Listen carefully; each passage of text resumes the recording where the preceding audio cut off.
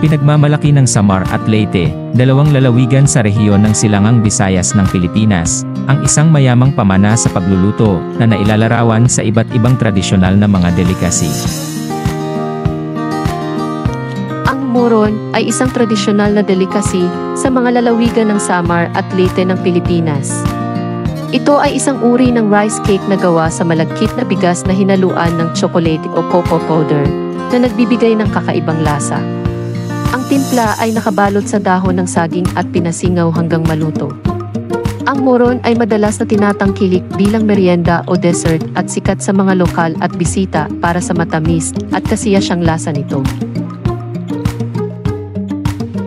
Kung nagustuhan nyo ang video, paki-subscribe naman po sa ating channel Irvin Ray TV para ma-encourage pa tayong gumawa ng makabuluhang mga videos. Maraming salamat and God bless you.